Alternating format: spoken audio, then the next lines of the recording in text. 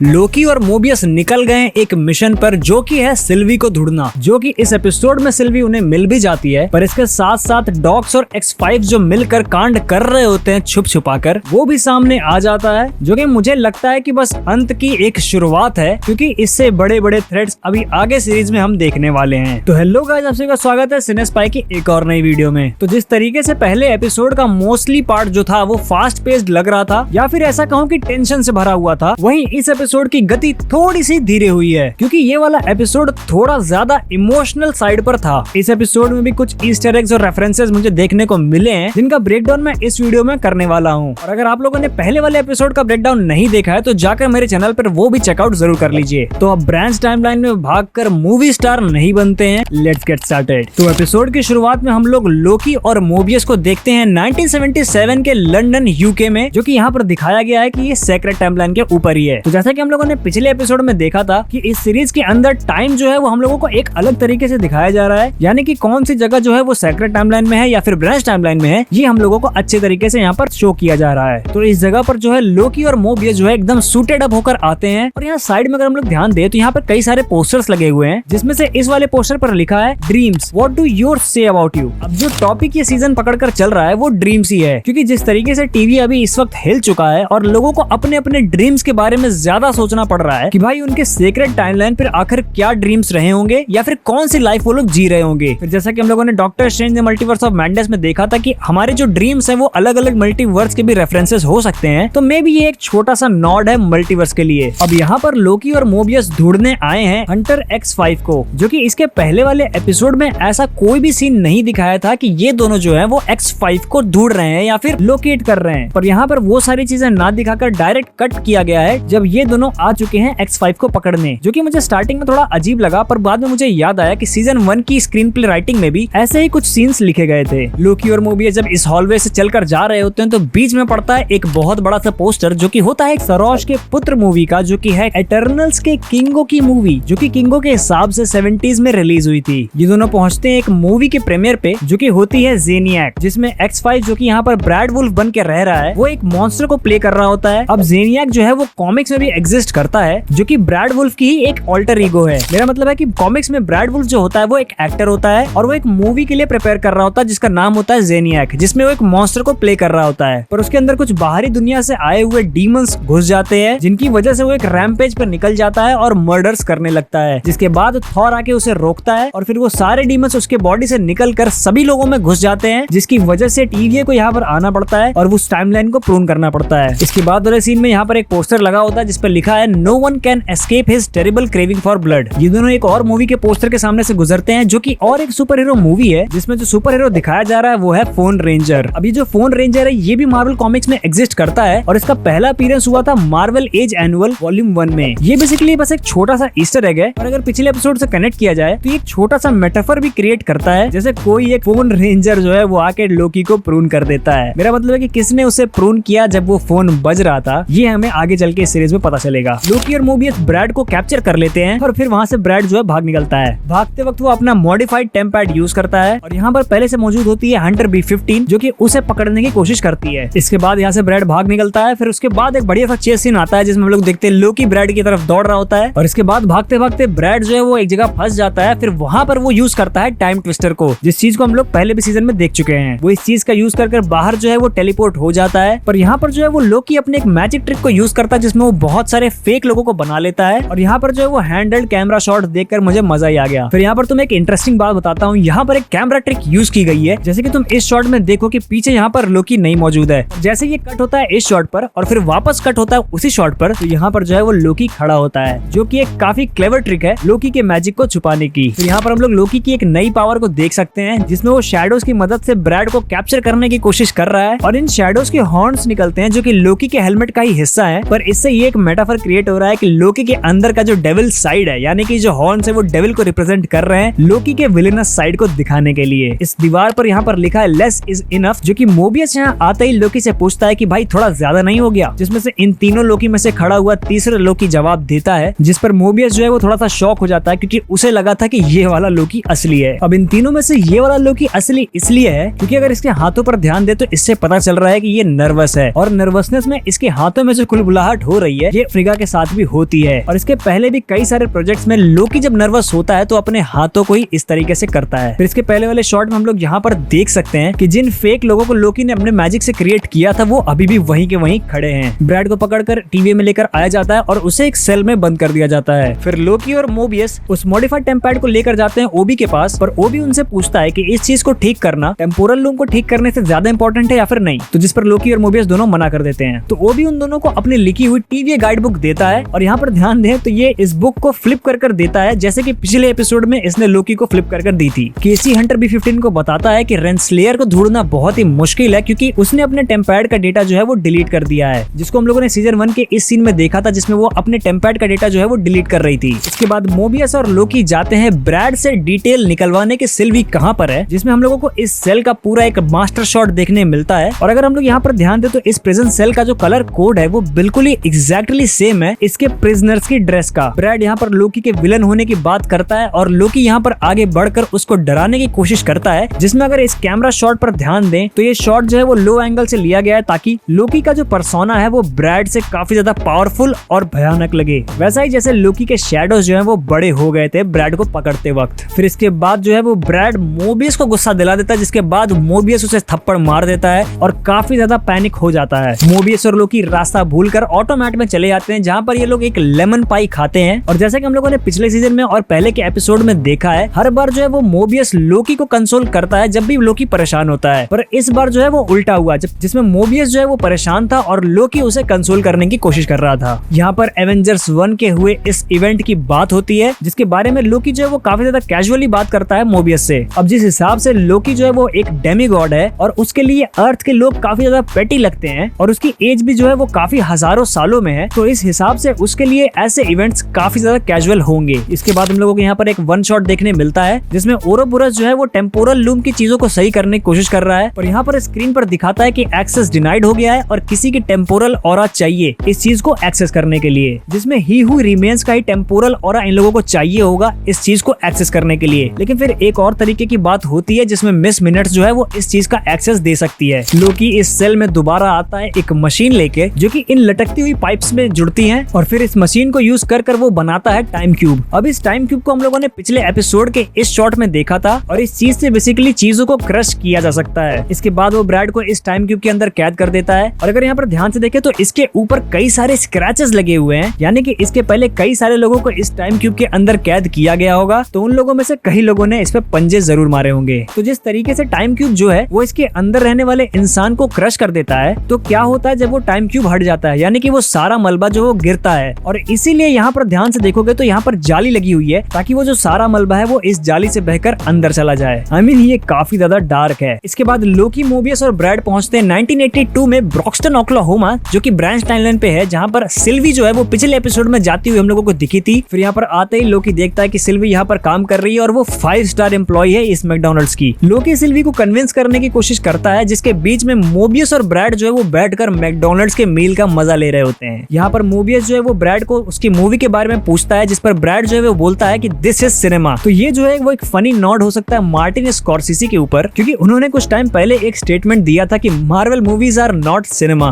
कि जैसे Killers of the Flower Moon जो है वो अभी कुछ टाइम में ही रिलीज होने वाली है, तो ये जोक यहाँ पर जानबूझकर डाला गया है। फिर यहाँ पर जो है सिल्वी लोकी की बात नहीं मानती है और अगर यहाँ पर ध्यान से देखें तो इसके कानों में जो इयररिंग्स है वो एक अंक शेप की है, जो कि एक इजिप्शियन सिंबल है जिसका मतलब होता है लाइफ। और जैसा कि हम लोग यहाँ पर जानते हैं कि सिल्वी जो है वो इस टाइमलाइन में इसीलिए आई है ताकि वो अपनी लाइफ को जी सके। हम लोग पहली बार सिल्वी के एन्चेंटमेंट के अंदर देखते हैं कि उसे वो एन्चेंटमेंट करते वक्त कैसा दिखता है। और यहाँ पर इस शॉट में अगर तुम ध्यान से देखोगे तो सिल्वी अपने हाथों पर कुछ टैप कर रही है, जिसके बाद उसके कपड़े जो है वो चेंज हो जाते हैं। जिसके बाद हम लोगों को इस एपिसोड में आगे चल के पता चलता है कि उसके पास जो है वो ही हु रिमेन्स का टेम्पैड होता है, जिसको वो अपने मैजिक से यहाँ पर हाइड करके रखी हुई है। यहाँ पर सिल्वी अपने पुराने ड्रेस में आ जाती है, जिस ड्रेस में हम लोगों ने फ्यूचर वाले टीवी के अंदर सिल्वी को देखा था। यहाँ पर लोकी, मोबियस और सिल्वी जो है वो पहुंचते हैं डॉक्स का मिशन, जो कि होता है कई सारी ब्रांच टाइमलाइंस को एक साथ प्रून करने का, उसको रोकते हैं। पर ऐसा करते वक्त भी कई सारी टाइमलाइंस जो है वो प्रून हो जाती हैं, जिसकी वजह से कई ट्रिलियंस लोग मर जाते हैं। और सिर्फ अर्थ ही नहीं, पूरा का पूरा यूनिवर्स खत्म हुआ है, तो